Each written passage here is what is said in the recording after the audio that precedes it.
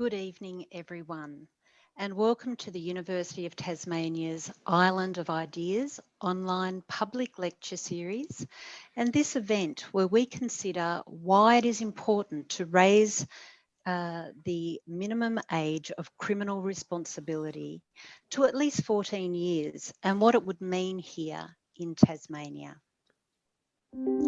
My name is Sonia Stanford, and I'm an Associate Professor and the Associate Dean of Learning and Teaching in the College of Arts, Law and Education at the University, and I'm your moderator this evening. Island of Ideas commenced last year to keep the ideas flowing during a period when we were unable to host live public events. The program will continue in 2021 while we maintain strong physical distancing measures to ensure the safety of our students and our staff and the community. Each year, the university presents hundreds of lectures, forums, seminars, workshops to nurture the ongoing learning of our students, alumni, and the wider community. These are an important part of the university's role, and it's why we are hosting forums such as this one this evening. Just a few housekeeping notes before this evening's forum gets underway. Your microphone, camera, chat function and raised hand function have all been disabled so our speakers are not interrupted. But we really are keen to engage with you. So we do encourage you to ask questions, and this can be done at any time by typing into the Q&A function you'll see on your screens. You can ask questions anonymously, and a section will be selected during the Q&A session that happens towards the end of our discussion. And finally, this lecture is being recorded for later access on our YouTube and SoundCloud channels. So I would now like to introduce to you Rodney Dillon. So Rodney Dillon is an Aboriginal man from the Pinto-Rayo people in northeast Tasmania. He is a former ATSIC Commissioner, National NAIDOC Person of the Year, Tasmanian Human Rights Award winner, and nominee for Australian of the Year. Rodney has worked for the past decade with Amnesty International as Indigenous advisor and is currently working on Community is Everything, a long-term campaign to end the overrepresentation of Aboriginal and Torres Strait Islander children in the criminal justice system. Rodney has kindly offered to welcome us to country. So over to you, Rodney. Thank you, Sonia. I'd like to welcome everyone this afternoon onto our lands and our waters and to acknowledge our invisible history that Aboriginal people live in here today, to acknowledge our past and to acknowledge our future, where we've come from and where we're going, and to hope that having forums like webinars like this and other forums, that we can make life better for kids that live around this system, and we can make change for these families to go ahead in the future and not stay in that pocket that we've been in. We know it's like quicksand. So I'd just like to acknowledge those people that are in that area as well that we're talking about tonight, and that I'll do everything I can to make sure that we can to make help to get that change. So welcome everyone onto our lands all over the country, right around the country. So welcome everybody. Thank you. Thank you so much, Rodney. Your welcome is really very generous and deeply appreciated by all of us who are here tonight. So many thanks. Okay, folks, so just a little bit more background to introduce us all here this evening. So I just wanted to let you know that I've recently commenced my position as Associate Dean of Learning and Teaching in the College of Arts, Law and Education quite recently. My professional background is actually in social work. And I've been involved in social work education in Tasmania and in national and international forums for nearly 30 years, which is a bit horrifying to reflect on, really. But anyway, there you go, there it is. So you might appreciate then that the topic of tonight's forum is in terms of raising the minimum age of criminal responsibility for children here in Tasmania is something I have a particular interest in. And it's also a topic that has significance for a wide range of the professional and academic courses that we offer in my college, such as social work, obviously, policing, criminology, sociology, education, and law, as well as in other areas of the university, particularly in professional courses such as nursing and psychology. So this topic is relevant for many areas of public service, health and wellbeing, and community life. Given that this issue is a personal and a public issue that has profound personal and psychological, cultural, social, legal, and political levels of significance, we've brought together a panel of experts that you can see on your screen here, who can help us to understand these factors from a number of different viewpoints. So I've already introduced you to Rodney Dillon. Now I'd like to introduce you to the other members of our highly credentialed panel, 5 of whom are, I'm proud to say, are alumni of the University of Tasmania. And just as I'm about to do that, you will have seen a poll has just jumped up on your screen, and you're very welcome to fill that out just as I introduce our panel members. So Donna, I'm going to introduce you first. So Donna Adams has been a police officer for 34 years and is currently the Acting Deputy Police Commissioner in Tasmania. She is a recipient of both the Australian Police Medal and the Tasmanian Police Service Medal, and was the 2014 Tasmania Telstra Business Woman of the Year. So welcome, Donna. Thank you, Sonia. Great. Alan Hensley is Associate Director Crime at Tasmania Legal Aid. He was the Legal Aid Specialised Youth Justice Lawyer in 2012 to 2013 and the Legal Aid Delegate to the committee that oversaw the implementation of reforms to the Children's Court in the north and northwest of Tasmania. So welcome, Alan. Thank you, Sonia. It's a pleasure to be here.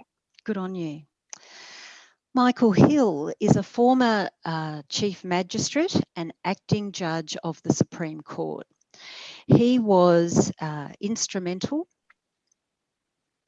in the establishment of the mental health diversion list in the Tasmanian Magistrates Court in 2007, which introduced a therapeutic approach to offending linked to mental illness, and supervised the restructuring of the court's youth justice list, which saw a problem-solving approach introduced to deal with young people charged with criminal offences.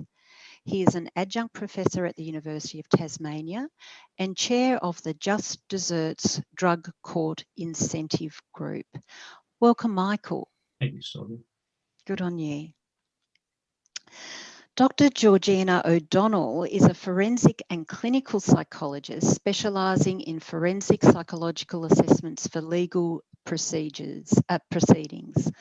She has worked across settings including the Tasmanian prison system, the Wilfred Lopez Secure Mental Health Unit, community-based forensic mental health, inpatient psychiatric care and private practice. There's a lot there, Georgina. Georgina's special interests include best practice in forensic interviewing of children, and she regularly provides court expert opinion on psychological and risk profiles of child and adolescent defendants in the criminal justice system. Welcome, Georgina. Thank you very much, Sonia. And everyone joining us online and the panellists, you'll see the results of our poll showing now. So please feel free to view those just as we finish off our introductions. Leanne McLean is the last but not least, Leanne is our Tasmania's Commissioner for Children and Young People. Lisa has a wealth. Lisa, where am I going? Leanne. Leanne has a wealth of experience as a leader in social policy development, including working at the coalface with young people and in senior public service and government advisory roles. Her work with children and young people includes shaping, delivering and communicating policies which affect them and empowering them to shape the future. Leanne is passionate about providing a voice for children and young people, believes strongly in the transformative power of education and early intervention, and the value of every young person in shaping the future of Tasmania. Welcome, Leanne. Thank you. You're welcome. So thank you, Rodney, Donna, Alan, Michael, Georgina and Leanne for joining us for tonight's discussion. So folks, let's get started. Leanne, I wondered if you might begin our discussion tonight by explaining why the minimum age of criminal responsibility is a focus and a concern for you as Commissioner for Children and Young People. Thank you so much, Sonia, and thank you, Rodney, for giving such a beautiful welcome to country. I'd like to acknowledge that I'm participating in the webinar from the lands of the Muanina people, which are the lands around Hobart. I'd like to acknowledge and pay my respects to the elders and traditional custodians of the various lands that we all live and work on, and the more than 40,000 years that you have raised your children in connection to country and culture. I'm just so pleased to be a part of this discussion today. Currently in Tasmania, as it is in all other jurisdictions in Australia, children as young as 10 can be held criminally responsible for their actions. This means that primary school aged children can be arrested, remanded, prosecuted and given a custodial sentence for an offence or a crime. There's now a groundswell of support for raising the age in Australia with Aboriginal and Torres Strait Islander organisations, Australian and New Zealand Children's Commissioners and Guardians, myself included, and a shout out to any other commissioners and guardians who are listening today, and many peak or representative organisations amongst those calling for change. These calls are based on fundamental human rights standards, an improved understanding of the developing brain, the complex needs of young children in conflict with the law and indeed their families, a growing body of research demonstrating that incarcerating children, especially younger children, increases their likelihood of reoffending. Now, my position is really clear. Along with other commissioners and guardians around Australia and New Zealand, I'd like the minimum age raised to at least 14. But this forum is about promoting community discussion, about promoting ideas as to what we might need to do differently in order to achieve that. It's about promoting an informed community discussion and a debate on what raising the age might mean for us here in Tasmania and more widely. And the panel discussion will explore alternative ways to address children's problematic behaviour, meet their underlying needs and continue to promote community safety. So during the next 10 minutes, I'll provide some brief background information, and I promise I'll try and make it as interesting as possible to help frame what I anticipate is going to be a really rich and valuable discussion. In fact, Island of Ideas have already received several emails from people who are so interested and passionate in this topic, and I want to thank you all for sending those in. To help set the scene, I've prepared a paper with some information about the law and research, and I'm just going to share my screen with you now so that you can see that, and we'll test my technical capabilities here.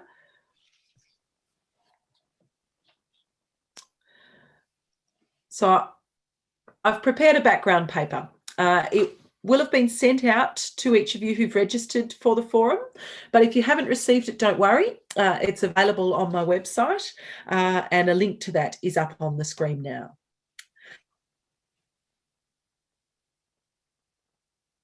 So, my role, which Sonia has already introduced beautifully, thank you very much, Sonia, is established under the Commissioner for Children and Young People Act 2016. My primary focus is to promote the rights and wellbeing of children and young people in Tasmania. And the Act requires that my work is guided by the UN Convention on the Rights of the Child. At its very essence, my job is to advocate and promote the rights and wellbeing of all young children aged less than 18 in Tasmania, and especially those who are disadvantaged or vulnerable for any reason, and that includes those who find themselves tangled up in our youth justice system. My general functions as Commissioner include that I'm also the individual advocate for young people who find themselves detained in our youth justice establishment in Tasmania, the Ashley Youth Detention Centre. I go there very regularly, every 3 weeks, and speak to every young person who is there. But most importantly, my role involves listening to children and young people about their experiences. The Act includes a specific function to promote and empower young people to have a say in the decisions that are being made about them, or expressing opinions on matters that might affect their lives. So in light of all of this, it really felt very reasonable indeed that we should start this forum from the perspective of a Tasmanian young person. This young person came to know Tasmania's justice system from the age of 10. It's fair to say that he has had a far more intimate experience of the system than most, or many, including me, any of us. For context, he has spent time in police lockups, at Ashley Youth Detention Centre, and on the streets and in residential care facilities. In this short, he is with you some experiences of the system and some reflections on how we could do things differently for children who find themselves in the situation that he did.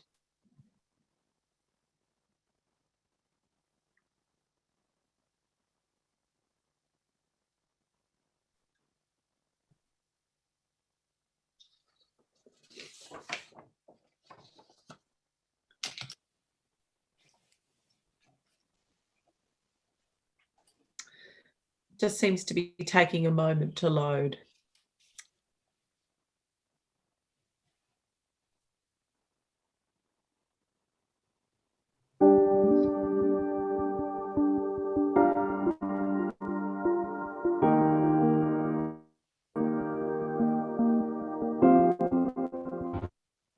Well, I just lost my mum, so that was a big factor to it, just like my boundaries flew away, my stability. And then when I went onto the street, I didn't really have much support. So that was one of the biggest things. And there was like child protection and that there, and they came in a bit after, like when I was like 11, 12. But there was not really much support offered. From a child, they're scary. Yeah. You're walking into this room with just concrete everywhere, a big thick door, like, the size of one of them books. Yeah, like it's not much. A little viewing hole, got a concrete slab to sit on and a metal toilet. There's not much, and you've got to bang for at least half an hour before anyone actually, comes and asks you what you want. Oh, it makes it worse. Personally, as a 10-year-old, my mind was a sponge, and I thought doing crime was cool, and I thought all this was great. So what they did, they took an inexperienced young person that only just know how to steal a candy bar, put them in a bloody fish tank with a bunch of other big fish that know how to steal cars, and they've just let my mind expunge it all in and go, oh. So I'd get out and I'd do a bigger crime, and I'd step it up and I'd step it up and I'd go back and I'd learn more. And so it's just literally making it worse, like making the problem worse. There wasn't really much of a change. I went through care homes, but there was no actual trying to identify the problem and fix the problem. It was just, let's move the problem around. more supports in place. Give a bit more funding to child protection, make them actually do their job. Put some more supports in place so that young people don't feel alone.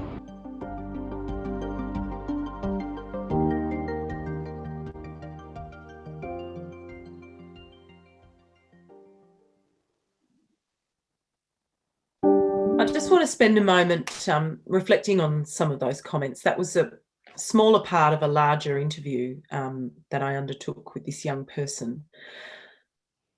And I think it's really beneficial to work with young adults who can reflect back on their time in the youth justice system, because sometimes with that separation of time, it gives you the ability to reflect with a little more knowledge about life than you may have had at that time.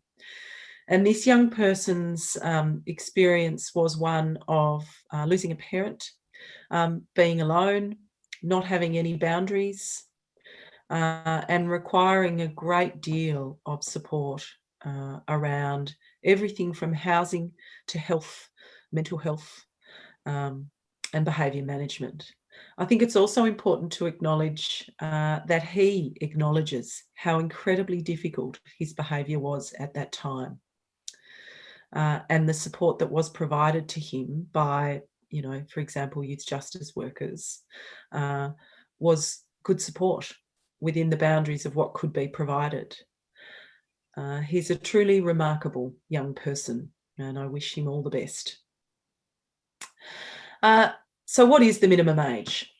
So the United Nations Convention on the Rights of the Child requires countries to establish a minimum age below which children are presumed to have the capacity to breach the criminal law, although it doesn't set a minimum age. That's up to individual countries. So in Tasmania, as I said, like all other jurisdictions, our minimum age is 10, and a young person can be charged, arrested, and given a custodial sentence.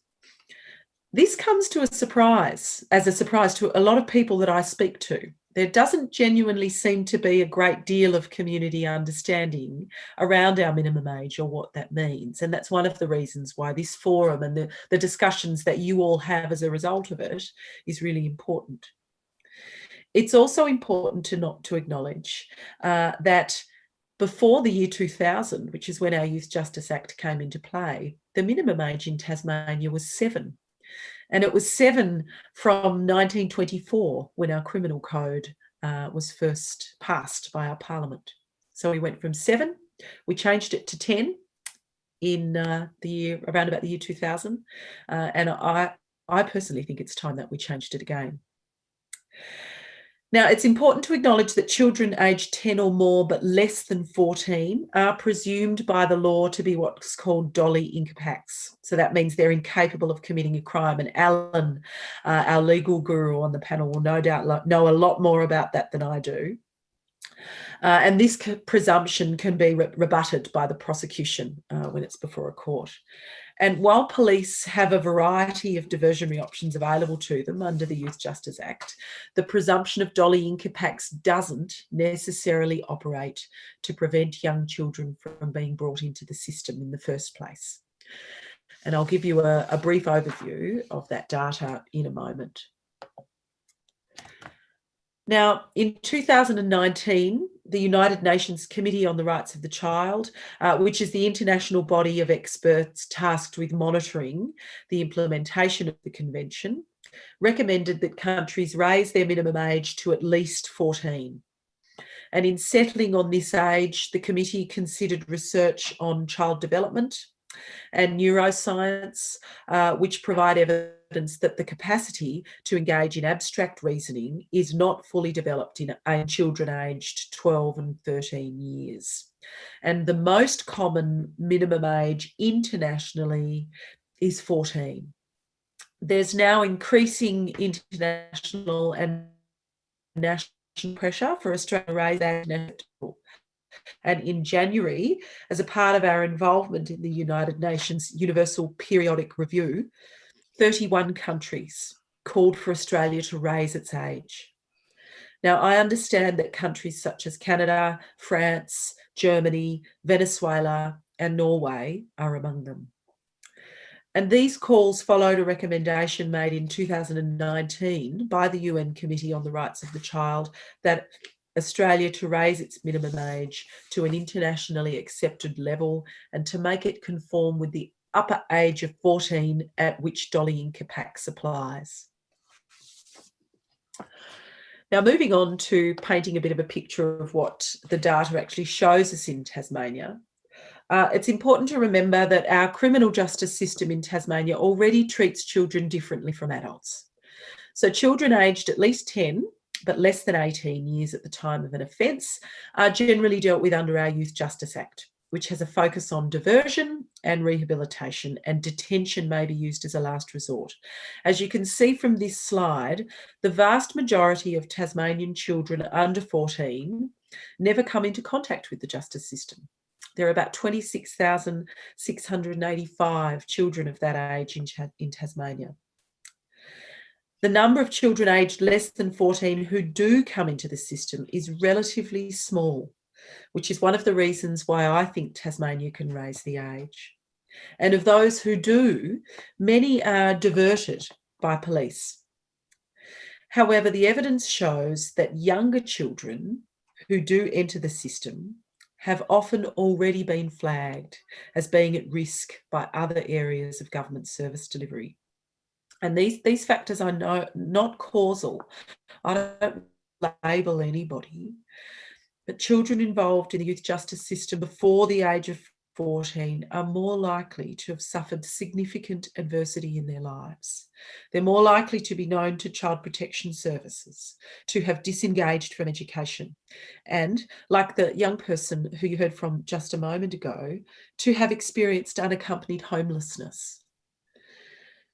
And concerningly, Aboriginal children continue to be significantly overrepresented in Tasmania. Aboriginal children are 4 times than their non-Aboriginal peers to be in detention or under community-based supervision on any given day.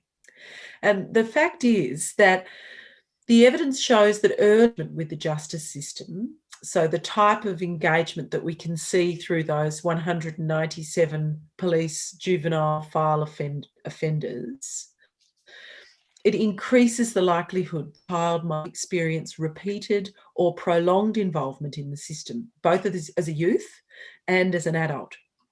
And this requires a large financial cost to the state, not to mention the social costs, which are enormous.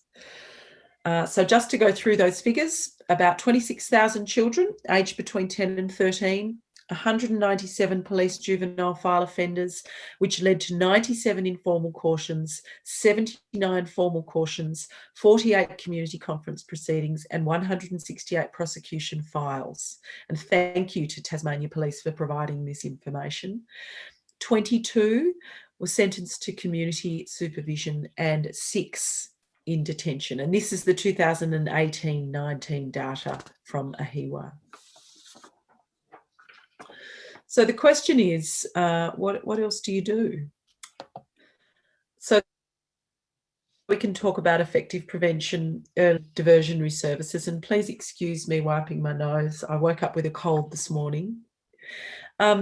It's important to emphasise that those in favour of raising the age, and as you know, I'm one of them, we're not advocating for letting kids off scot-free or for turning a blind eye to harmful or dangerous behaviour.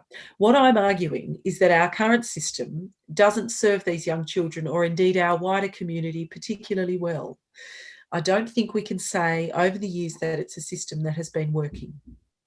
And while it's well beyond the scope of the time I've got here today to go into detail, evidence shows that educative and welfare measures can more effectively address the underlying factors behind the offending behaviour of children.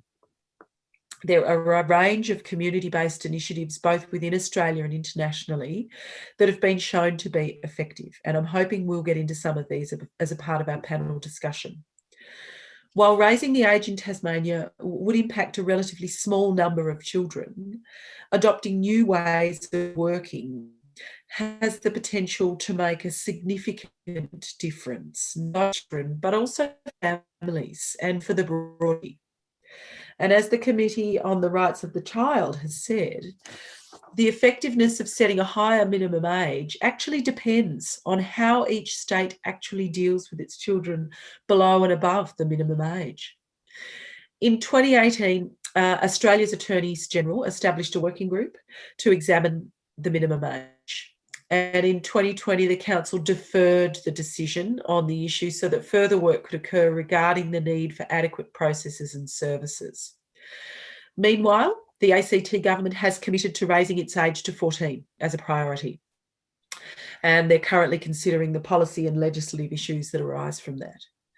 What we'll be discussing in a moment as a part of the panel is how we could, in Tasmania, effectively address young children's problematic behaviour, meet their underlying needs, and promote community safety outside of the criminal justice system.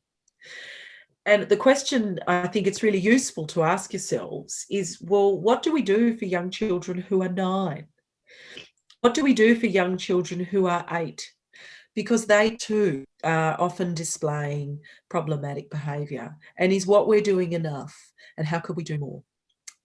Later this year, I intend to provide some advice on this topic to the Tasmanian government. So I'm really eager to hear the views of everybody out there in service delivery land, in youth justice land, in police land, and in everyday Tasmanian land. And the panel discussion will be a great first step. And then following from the panel, I would really like to put out a survey to you all to hear your views again, so that can contribute to the advice that I intend to provide. And I certainly hope you share that amongst your networks. And in the meantime, if you would like to get in touch, there's my contact details, and I'm always open to hearing your views. And thanks very much for listening. Thank you so much, Leanne, for sharing all of that with us.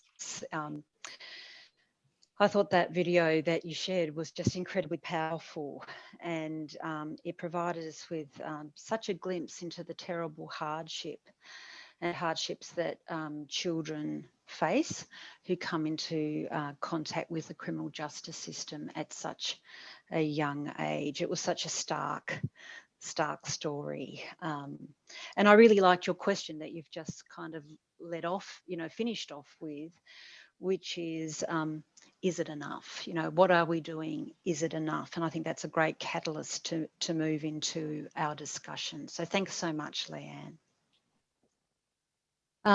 In reading the discussion report that you provided, Leanne, I was really struck by that data and the data that you've just shared with us. That indicates that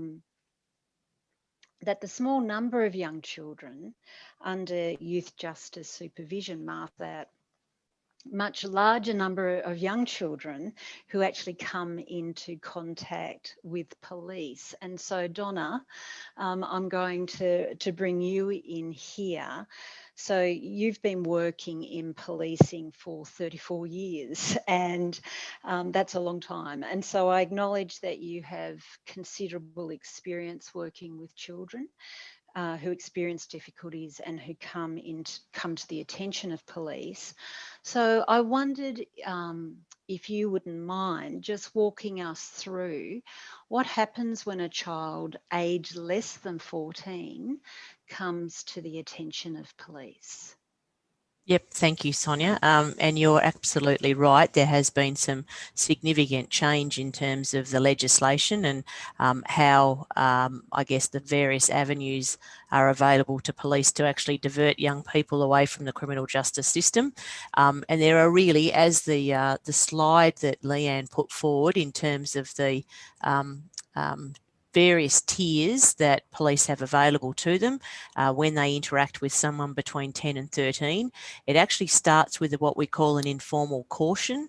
It's actually specified in the Youth Justice Act, and it's really the first I guess, interaction that police can have in a formal way with a young person who's been involved in offending.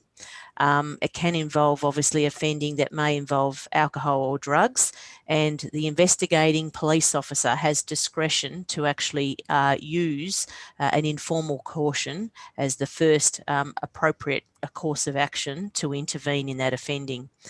It can actually involve the parent or guardian of the child being involved and being aware of the informal caution, but an informal caution is only open as a diversionary practice where the young person admits the offence. So they've got to actually admit that they understand, that they've offended, and then it's actually recorded in what we call a youth caution action notice, a YCAN. There's many people who are young people who have experienced those interactions will know it to be, and a police officer issues that particular notice. And really we encourage parents and guardians to be aware of the offending and the fact that the notice has actually been issued. There's a record on a police database, but there's no other further action that's taken place in relation to that particular incident.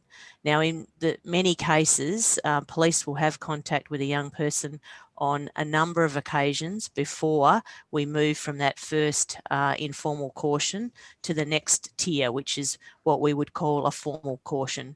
And, in reviewing the files in preparation for today, on average, a young person may actually have an interaction with police on 4 to 5 occasions where an informal caution will be issued before they move to the next diversionary tier in the process, which is called a formal caution. Again, it's aimed at diverting a young person away from the court system to a formal, structured, in-person, facilitated discussion with a authorised youth justice officer. And those authorised youth justice officers are police officers, and it may actually involve the victim of the offending being present during the facilitated discussion, where there may be an expectation for an apology. There may be some discussion around compensation if there's been damage caused as a result of the offending, or other forms of restitution that may be considered appropriate. There's an agreement by the parties as to what will be the undertakings as a result of this formal caution, and it's really a focus on restorative justice practices.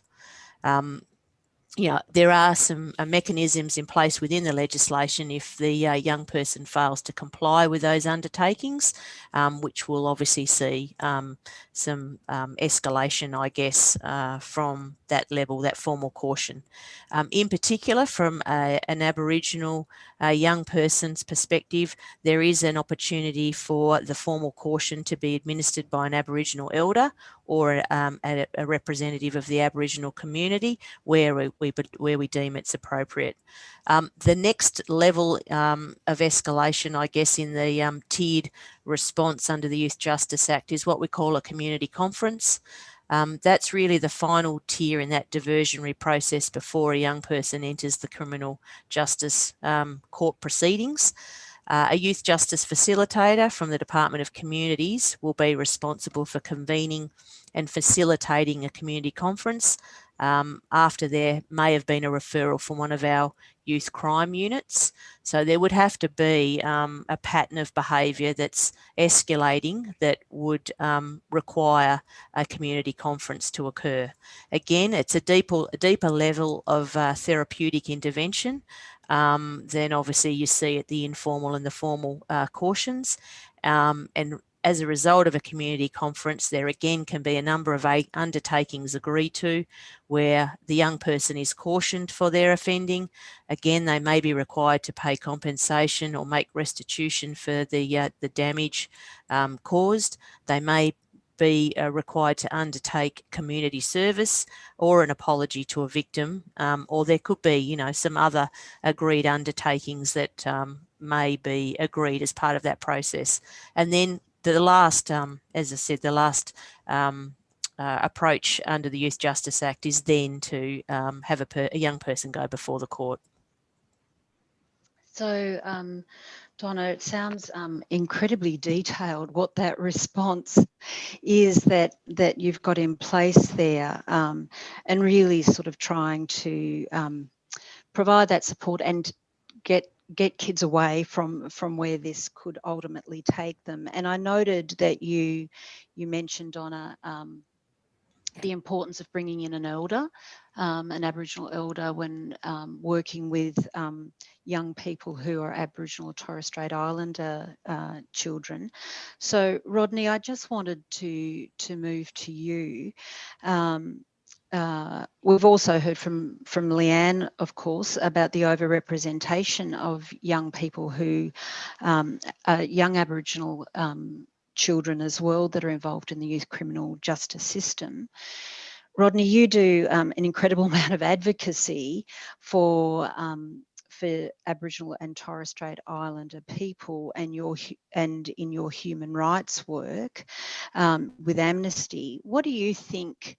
And I can see some questions coming through that are coming through, Rodney, with people being quite interested in this. What do you think works best when responding to the needs of children who are under 14 years who come into contact with the police?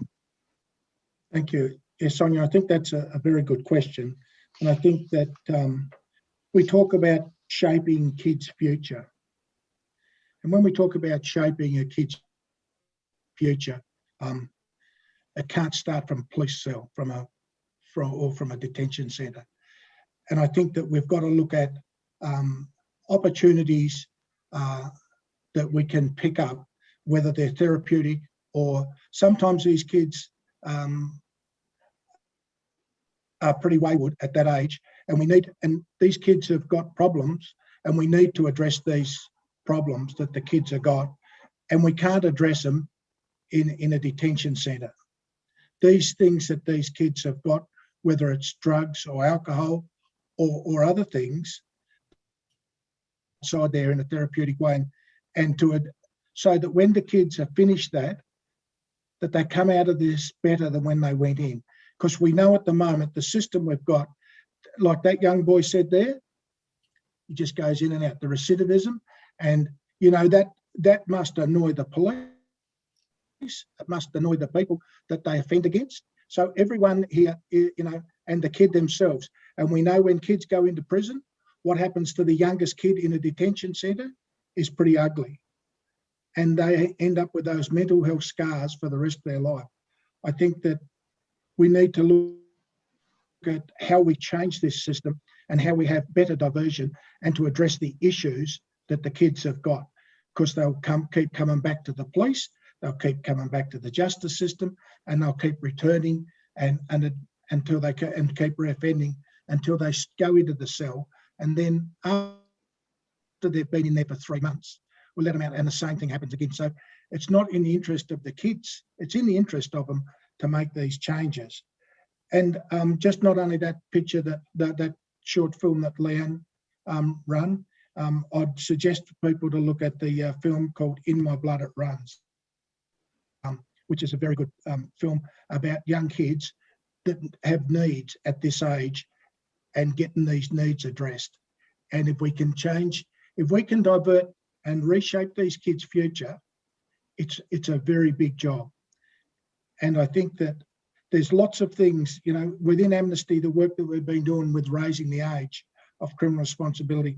I can remember in the year 2000, and some of the things that shaped me to work in this area, I was in the prison. They'd brought all the kids from Ashley down to the big jail in Hobart, and they had a place called the Fishbowl in the prison in Hobart. And I was out there with these kids at the turn of the century and was playing table tennis. And at 6 o'clock, they said to these kids, "Righto, kids, it's time for you to go to your cell." And these kids was being locked up. And I was driving home, and I was pretty shaken by what had just happened to these kids.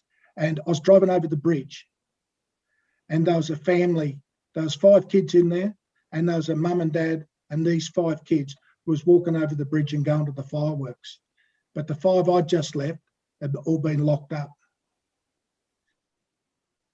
I've seen the stark difference between success and failure there, and it's sort of, it's imprinted on me for the rest of my life, perhaps, that difference of what's happened, of how easily and how close something can be success and failure. And I would like to see, for success, I think it's not only us as a group here, but we need our politicians to all come together and put their hands on their hearts. The three different, the Liberals, the Labor and the Greens, to be able to put their hand on their hearts and say, we need to make change in this area, and we're a small state and we can do it. And I think we've done other things that other states haven't done. And I think us as a state, we can do that. And I think we are better people than locking 10-year-old kids up. We know that kids that Leanne talked a little about, kids that get kicked out of school. We know that's a problem. And we know they're heading down the street when that happens. We know homelessness, we know poverty, all these things travel together. So we know all the things, we've got all the ingredients, but we need to be able to take it to the next step. And this has got to be also, it's got to stand the test of the wider community saying, well, when these kids do offend, that we need to be able to do something that's going to stop them from doing it. And then you would find there would be satisfaction from the police and from the justice system as well, that we can address these issues and address these children's issues that have come. And 9 times out of 10, it's not always the kids' fault where they come from, whether it's homelessness. These kids are sometimes the victims of what's happened in the previous history. So there's some of the issues I think that we, as people in this state, have got to look at and how we go ahead and address those issues.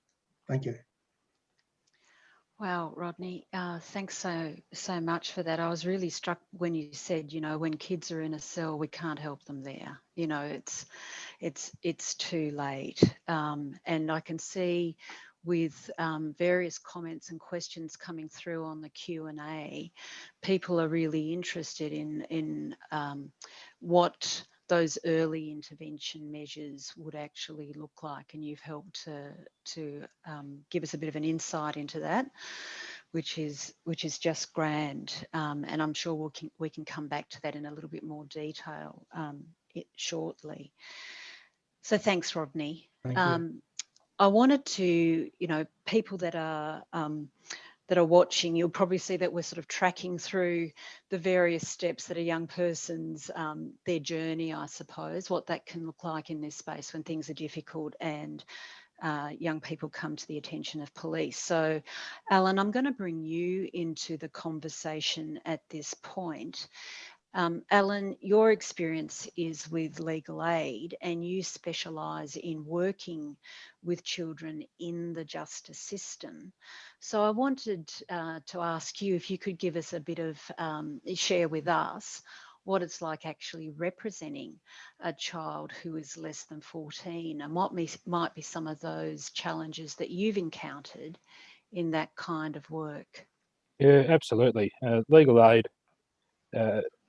along with the Tasmanian Aboriginal Legal Service, we appear for all children before the Tasmanian courts. I've done quite a bit of work with youths myself, but I've also worked a lot with adult offenders and older youths between 15 and 17. And the 10 to 14-year-old cohort, 10 to 13-year-old cohort is really starkly different. They are a very different aspect and behave very differently before the courts. They have a number of additional challenges that other groups don't have.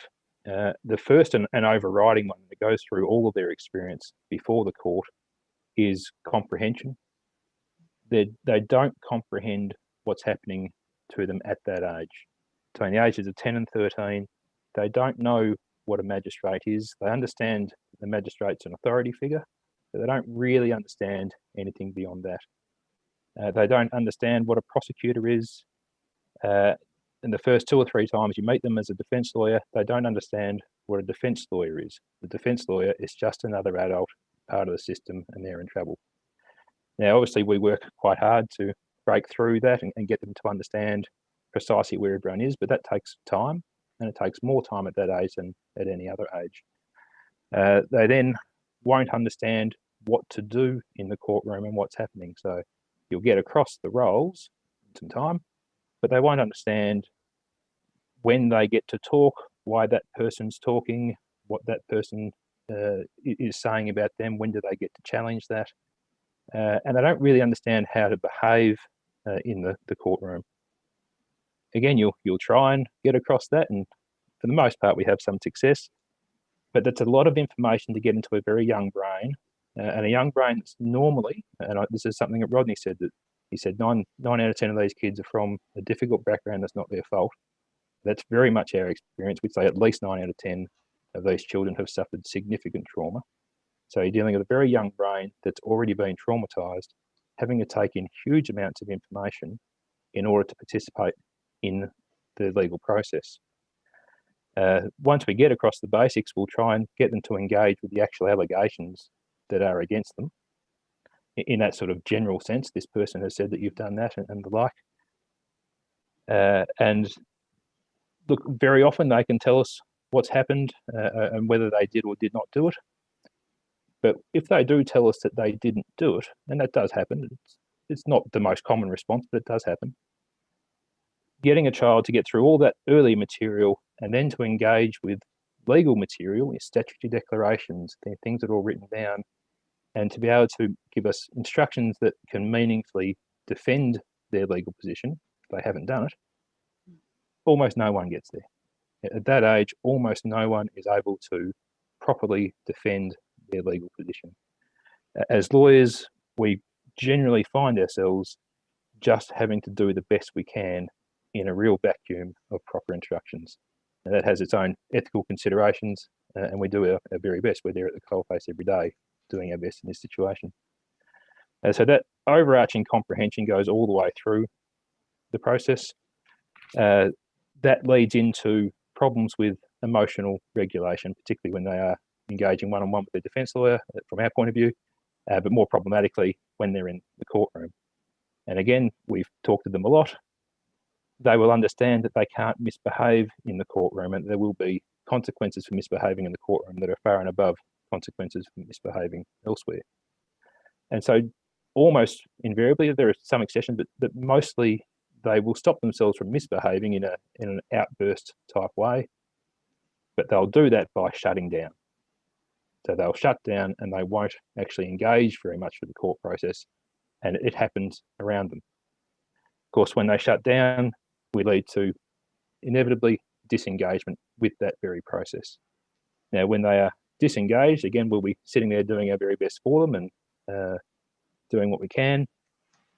But if you're disengaged with the process that then leads to some sort of punishment or some sort of attempt at a therapeutic option, if they're disengaged from the beginning of that process or that courtroom aspect of that process, then they are on the back foot for engaging properly in that rehabilitation aspect. So and that is, our law is pretty good. The primary goal for people of that age is rehabilitation. But if they're disengaged from the process that says they need rehabilitation, they're less likely to properly engage in rehabilitation. And that's just how it works. And then again, the young fellow in the videos touched on it, Rodney's touched on it. What we see is that if they end up in detention, they become worse every single time. And especially at this age of 10 to 14, we see them once at 10 to 14, we will see them again. It's a 1-for-1 ratio. At that age, it's almost guaranteed that they will end up in Risdon prison when they're adults. It's a much lower flow through if they're 15, 16, 17, but at 10 to 14, we see here at Legal Aid that those children will end up with 3 times as many criminal matters as a person who first offends as someone who's 15 and above. So it doesn't work. Their brains are really impressionable at 10 to 14. What should you do with a young person at the age of 10 to 14 who's going off the rails, who's going off track? I'll tell you what you don't do. You don't put them around 24/7 other children who are already off track, already off the rails. You have to get them around good people to bring them back. Get them around people who love them, who value them, who can validate them as people. They will seek love and validation. They will seek these relationships. If they're around bad people, they'll get bad experiences and they themselves will become significantly worse in their behaviour. Thank you. Thank you so much, Alan. It's really powerful hearing your story and why, I'm looking at some of the questions that are coming through in comments, and there are people saying just how important, what's needed to build that sense of hope and belief in the future. And you've helped show us what that means, where that starts to go off the rails when we've got such young children. You were talking about, with just really young brains, trying to engage with an adult system. And, there we go, there it starts to go off. So such a really powerful story. Thanks for sharing it, Alan. Michael, you've been sitting very quietly there. I'm going to bring you into the conversation here, and I can see that we've got lots of questions coming through on this particular question I'm going to ask you. Michael, you're a former Chief Magistrate and Acting Judge of the Supreme Court, and so I'm really keen for you to share with us. I know other people on the panel have discussed this, have touched on it, but what do you understand as some of those underlying contributing factors for offending behaviour among children aged less than 14 years? Well, I suppose some of these factors extend beyond the age of 14 as well, but if you're looking at that cohort of young people, I think the first point, whatever the motivation, is what Alan said, is that if you get them into the criminal justice system at 10 and 11, 12, they're there for significant periods of time. And in my experience of some 30 odd years on the bench, if they start in the process at that type of age, for whatever reason, they will ultimately become quite persistently recidivist and become difficult adult participants in the system as well. That's a bit off the track, I suppose, but that's unfortunately what seems to be happening. I wouldn't expect that would be limited to Tasmania either. But anyway, but the motivations behind offending, as much as the court can find out, and very often in court processes, whether they're in youth justice processes or adult processes, the court moves at such a rapid rate that very often explanations of any real depth aren't forthcoming, and the court really has to look into it to try and look behind the reasons for the offending. And that's one of the therapeutic jurisprudential, obviously, principles about looking at the problems behind the offending. And if you're going to start with those sorts of principles, what better place to start than in the youth justice area, I would have thought.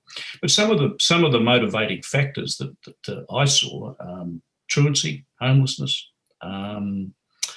lack of family stability, particularly lack of family stability, experimentation, particularly peer pressure too. If you've got youngsters who are struggling in all sorts of areas, maybe mental health areas, maybe they're seen to be the type of person who can be led into other criminal activity by their more experienced friends. That sometimes happens. But really, and education difficulties. Homelessness, as I said. So youngsters will offend by literally stealing food to eat if they've got no money. They've got no money. They can't feed themselves, or no one's there to feed them. If they can't access other welfare type facilities to do that, they will help themselves. They will sleep in the back of other people's houses because they had no other place to stay, and they are then charged with trespass and all sorts of things. But I think sometimes the mental health issues that are noticeable later in their lives aren't all that noticeable, in my experience, at that time. And maybe Georgina would be able to comment on that. But it seems to me that might not really become obvious until a little later down the track. The same thing with substance abuse. I do tend to favour the establishment of a youth drug court in Tasmania, but the experts tell me that, well, maybe at that stage they really haven't reached the point of no return where drug courts tend to operate. So you have that sort of hiatus in the treatment targeting, I think, which is a bit of a concern. But the motivations behind offending are even at that age are quite numerous. and in fact more numerous than when they get to the adult stage, where one tends to become, in a sense, more criminally oriented in a sense, and perhaps has more capacity to form the relevant intention, because as Alan said, many of these people, these young people, although the Dolly Incapax, and I didn't hear too many arguments about that, and there may be a pragmatism that takes over in relation to that.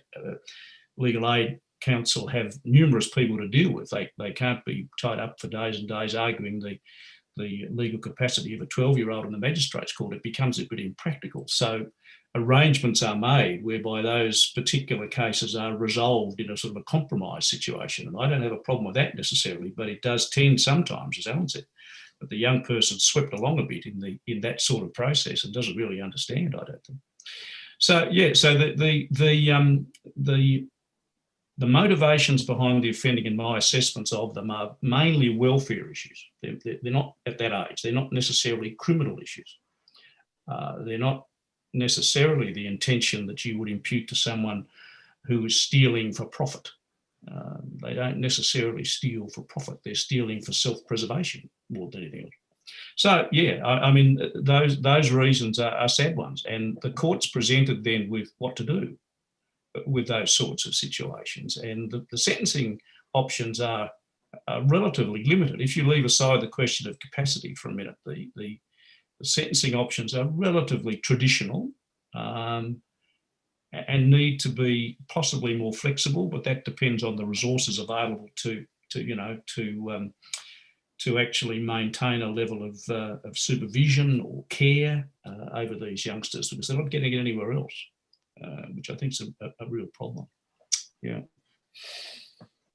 Thank you so much, Michael. And I think your point there, that really strikes home is that these issues that you're talking about as sort of underlying concerns that you've seen are welfare in nature. They're not criminal intent in nature, and that's such an important point. And the other thing that you talked about there that I thought was really valuable was, that the courts end up caring for kids. And there's quite a few comments coming through of people saying, what is this saying about us as a society when we've got, if we look at those issues holistically and how we can be looking after kids better, and hence the need to be thinking about this particular issue in a different way. So thank you so much, Michael, for what you've shared. Georgina, you've been the most patient of everybody on the panel tonight, as you've waited for me to work my way through to you, and Michael's given us such a great segue into hearing your perspectives. So as Michael's just spoken about, and Leanne mentioned to us earlier, we're dealing in this context with this doctrine of, and please bear with my lack of pronunciation on this, Dolly Incapax, and I know that you do a lot of those assessments, Georgina, and so I'm thinking about what Michael's just been sharing with us and other members of the panel. Can you talk us through what it means to do those kind of assessments, and your sort of sense of what comes through about how young people are able to think through the consequences, think through consequences in general, and then in terms of around offending behaviour? Certainly. My order in today's proceedings are pretty representative of where my role sits, and everyone's done a lot of work by the time I usually become involved in cases. So my role usually comes in at the point where it's generally a serious criminal matter. It might be interpersonal violence, it might be sexual violence, where the individual's capacity to understand the seriousness of the alleged behaviour, their ability to form criminal intent to take that action, are really serious questions for the court to consider, and then what can be done.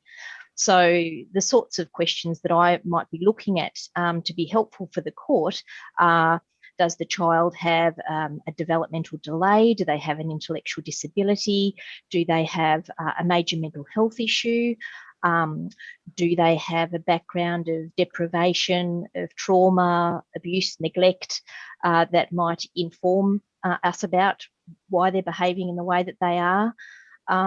So my examination is all about looking at those variables by interviewing the child, maybe undertaking psychological testing, looking at all of the collateral information about their health background, their educational background, their family background, and finding out as much as I possibly can about the child before me, about the details of what they've done, or alleged to have done. The important part of many assessments is looking at police interview, police evidence about the course of events that's alleged to have occurred. That can tell me a lot about the child's decision making, the impulsivity of their actions or planning that's been involved in their actions.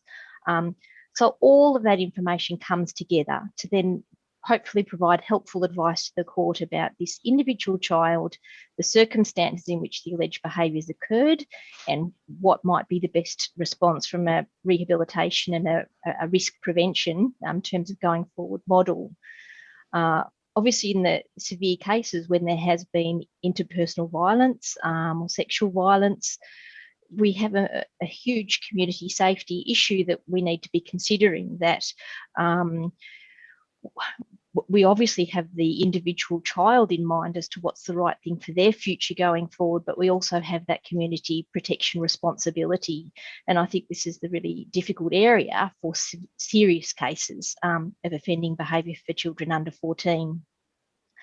And I think perhaps internationally the most obvious and perhaps one that comes to mind the most is the case of the murder of James Bolger in the UK many years ago by two 10-year-old boys. A dreadful case, but one which showed through the details of that two 10-year-old boys together were able to plan a crime of such a nature, prepare themselves, acquire materials to carry out what they did over quite a prolonged period of time. So those cases, fortunately, are so rare. They're absolutely the rarity, but we still have to cater for those children within our legislation and within our system supports and what we can do to protect community safety when something so serious occurs. Yeah. So that's the kind of assessment that I will undertake and provide advice around. And I'm certainly very supportive of changing legislation, but we certainly have a lot of work ahead of us in Tasmania to provide children with forensically oriented interventions that are helpful to manage risk. But I do take Rodney's point much earlier in the panel's presentation that Tasmania is in a wonderful position. We are small and enthusiastic, and there's a lot of things that we've already demonstrated that we can model in terms of court diversionary processes and other things that we can be leaders in Australia and globally if we want to, because we have a lot of resources here. So I have optimism. We've got a lot of potential to change. Oh, Georgina, it's just so lovely to hear somebody who's optimistic in this kind of space when we've heard, such terrible kinds of hardships that are faced by children, and that leads to such, more hardship over the course of their lifetime. So thank you so much for sharing that perspective. So everyone, we've covered a lot of ground tonight, and if anyone's been seeing my eyes kind of flicking to the side, it's been trying to keep track of a very, very busy discussion board. So bear with me as I try and pull that together. For those of you who are joining in here, there's no way I'm going to be able to answer ask all of these questions to the panel, but I'll do my best to group things a bit thematically. And they pick up on a couple of questions that I've been thinking about too. I suppose and Georgina, maybe you might be able to answer this first question, and then I might ask a couple of other questions. We've got someone who's asked a question, a very genuine question, about why do young people actually reoffend? So everyone's talked about that when young people do come to the attention of police and they work through that really hard end of the process. You know, Rodney, you talked about when young people are in a cell, it's too late. And Alan, you also picked up on this point of as proceedings move on, it just gets harder and harder to help. So I might call on you in a little bit to help here. But if you don't mind, Georgina, you know, why do young people reoffend? Like, why don't they just stop? I think when you look at the majority of the offence types of children under 14, they largely fall into two categories. One is survival because of disadvantage, as other panel members have been speaking about earlier, survival by way of stealing food, obtaining somewhere to be accommodated, all of those sorts of survival matters when their family situation is generally not good at all. And the other category being anger. So that coming either from, you know, significant trauma, which we see very much in this population, as mentioned earlier, particularly for boys, the manifestation of trauma is often externalizing and being really angry, and that sort of aggression can reflect some really underlying serious distress that would benefit from therapeutic support. So the reoffending tells us that either the welfare situation of that child has not been adequately addressed, or their trauma syndrome's not being adequately therapeutically supported. And just those two areas would cover, in my view, around 90% of the reoffending issues that we see. Oh, wow. And you know, as I said, those recidivist serious offenders, when we talk about, you know, some serious psychopathology of personality or sexual offending and those things, they are rare. They are serious, but 90-odd% of issues could be addressed just through resourcing these two areas very, very well for children. Yeah. And if you'd allow me, Sonia, Sure. to jump in, I just want to add to Georgina's comments, because I meet so many of these young people in my role as their individual advocate if they are detained, and I couldn't agree more. The reason the offending continues is because their situation simply has not changed. They are still homeless. They still have an unaddressed underlying mental health condition. The opportunities for them to get the support they need for that mental health condition within our current service system in Tasmania are next to nothing.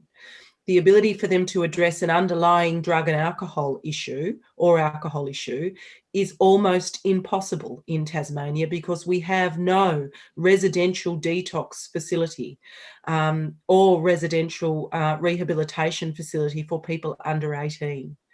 And there's one more area that you didn't touch on that I think is extremely important.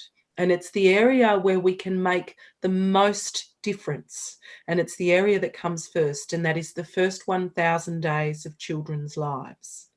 We have more ability to change the trajectory of a child's life in those first 1,000 days than we will ever have. And if we put supports in place there for children and families to keep them together, to keep them strong, and to keep them well, we will make a huge difference. But that requires a change in focus from our government towards these early intervention measures. I have hope too, Sonia. I have hope. We are in the process of consulting on a strategy to improve the well-being of children. These are the types of things that we can do to improve their well-being and raise our age at the same time. Yeah, that's fabulous, Leanne. So, Rodney, I just thought I should ask you if there was something that you wanted to add discussion as well. Thank you. Yeah, look, I think that when kids get in that system, those kids from 10 to 14 are so easily influenced by the kids that are over that age. They look up to them as their leaders. And when they say, when we get out, come with me, and they've gone in for stealing food, when you get out, come for a joyride with us in the car. We'll show you a good time. You know, I think that, you know, and it becomes like quicksand, doesn't it? And like others have said, when kids at 10 years of age or under 14 are in a prison system, you know where they're going to be when they're 20, and you know where they're going to be when they're 30. So we know this system, it's like an apprenticeship. When they go into the detention centre, then they see the big house. The big house is the next place they're heading. And I think that if we can change that, so that all these systems are put in place, like Leanne's talking about, to address the trauma, to address the issues why the kids are there, whether it's anger or whether it's misbehaving or homelessness and all the other things. If we can address those issues when we can get those kids, because like Leanne touched on it as well, building stronger families. You know, mums and dads usually make the best mums and dads. Prison guards are not always the best mums and dads. They're not bad people, but they don't make good mums and dads.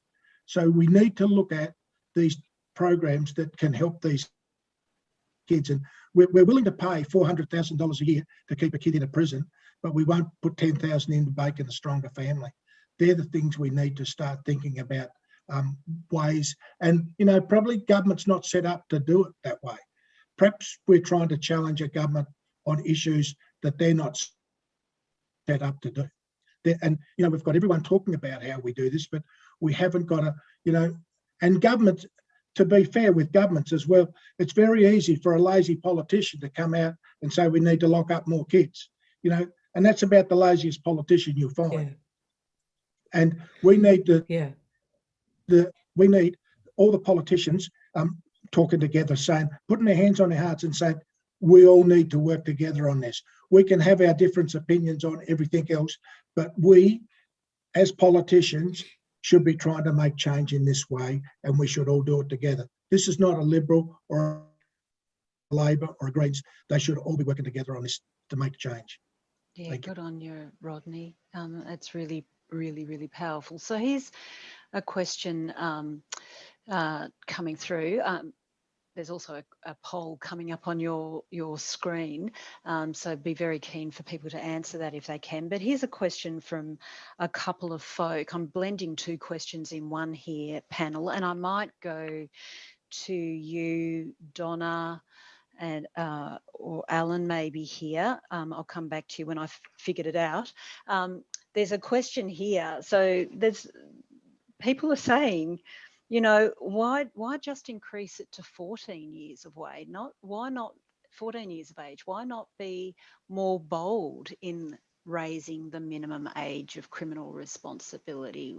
Is there some value here in actually raising the age, given the arguments that people have presented and keeping in mind some of those developmental issues that people have raised and the time it takes to engage with a young person who's literally trying to get their head around such a big kind of system? Would we be better off raising the minimum age of criminal responsibility to 16? Or even one of our participants tonight has suggested even 20 years of age. So Alan, would you like to kick us off with some thoughts on that? And then maybe Donna, you might like to come in on that.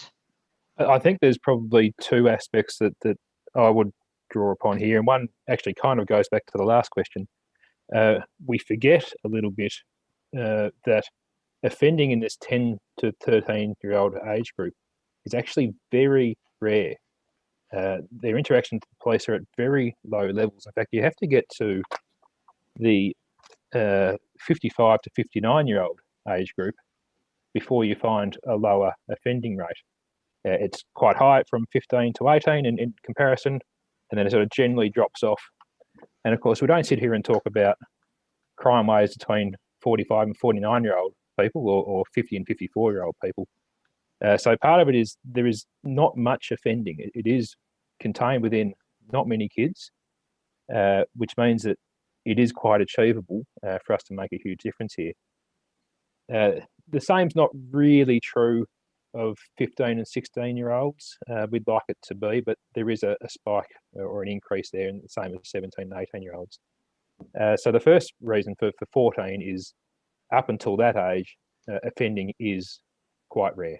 And so you have to get right up to that 55 to 59-year-old age group before you find a lower proportion of offenders.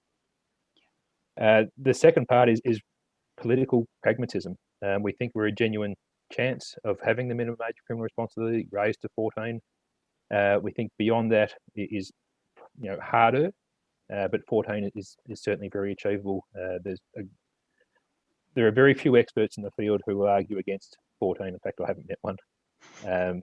It's just a matter of bringing the government and the public on side to understand that this is clearly going to lead to a better and safer Tasmania in the long run.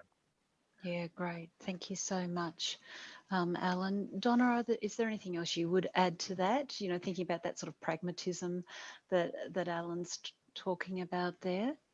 Look, I totally support Alan's comments. You need a narrative to bring the community along the journey. And the only way to do that is to be able to provide evidence-based rationale. And I think the points that Alan made in terms of the numbers of young people who enter the system are relatively low when you look at the number of young people within Tasmania. I think we're close to 27,000 young people between 10 and 13.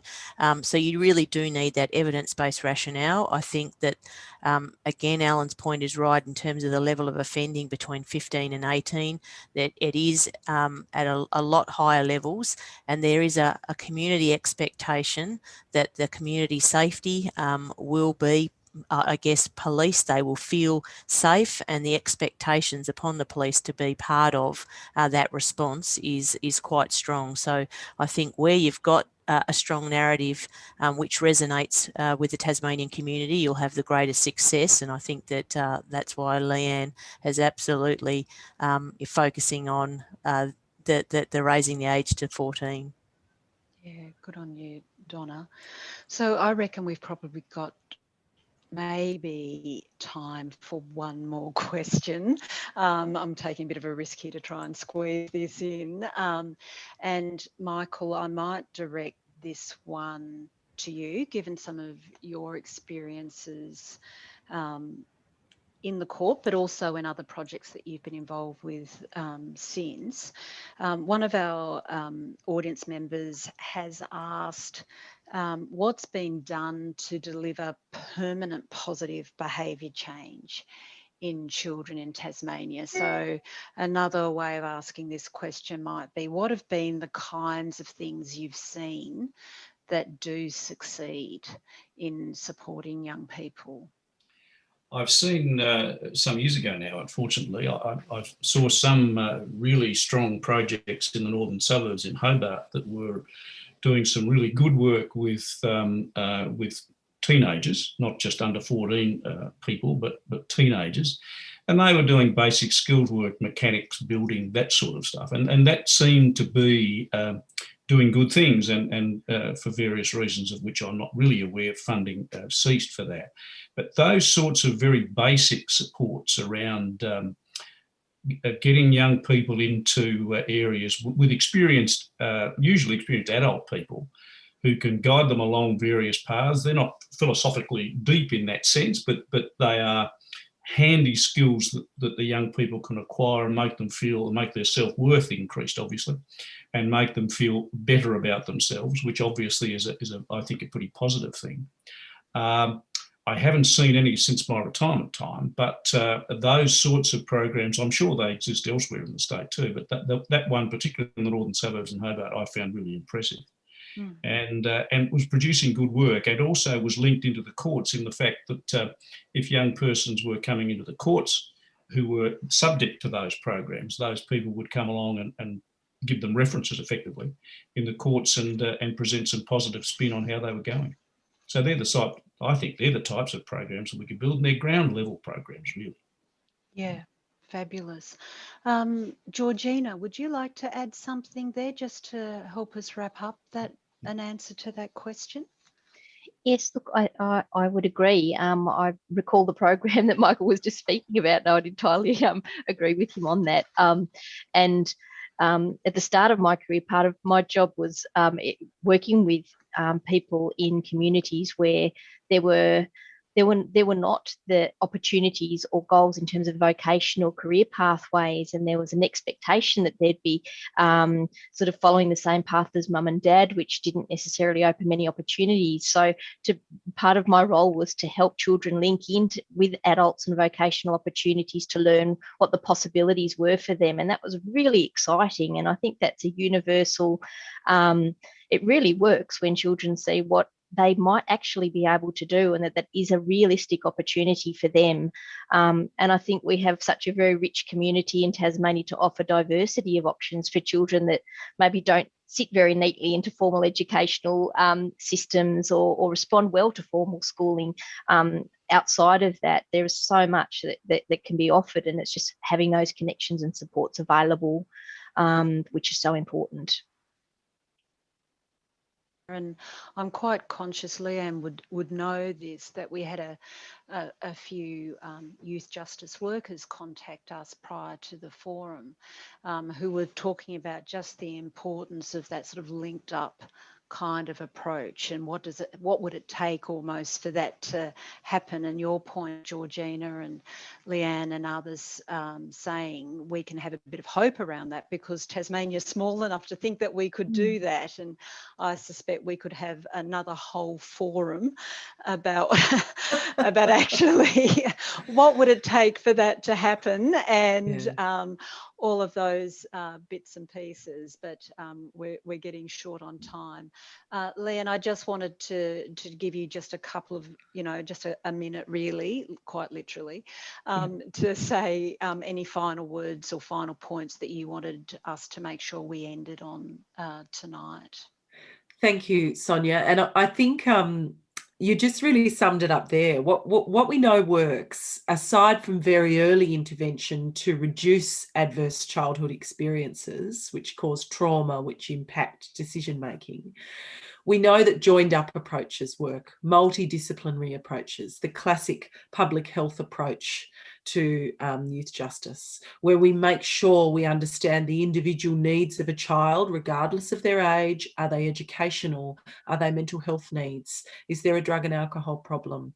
Is there a family violence problem? And we provide supports that underpin the problems, rather than having a criminal justice approach. But this is where I'd like to ask for the help of all of the people who are listening and who've been a part of the forum to say thank you, an absolutely huge thank you. And please continue to communicate your ideas on what the solutions might be to my office directly through sending an email. And we will follow up with you in a week or so with a survey for you to give us more ideas. And we will then use that information to provide a suite of advice to the government to say, yes, we think you should raise the age. And by the way, here are some ideas on how we think you should go about it to try and make this an easier path. Oh, thanks, Leanne. Look, I couldn't help to wrap it up any better than that. So thank you so much for that. Really, folks, what we're hearing here is just compelling evidence that's based on research, that's based on the experience of all of the people that have joined us here tonight, and really importantly, thinking about that young person that we met at the beginning of this forum who shared his story. And that's where we begin thinking from there. So folks, I'm sure you would all like to join me in thanking our panelists tonight. So thank you, Donna Adams and Rodney Dillon, Alan Hensley, Michael Hill, Leanne McLean, obviously, and Georgina ODonnell. So many thanks to you for sharing this with us. And folks that are online, just to let you know that this evening's talk will be available soon as a video and a podcast via the Island of Ideas website that's now on your screens. And you'll also see on your screen that the series is continuing, and some of those upcoming talks. So I'd encourage you to get involved with those. So the university is looking forward to continuing the ideas, the debate and the discussion for and from Tasmania. You've heard what that actually means from Leanne's perspective, so please stay involved. And everyone, just to finish off here and say thank you so much for taking part in this event, and good evening. Thank you, Thank you, Sonia. Sonia. Thank you, Thank you. Sonia. Thank you.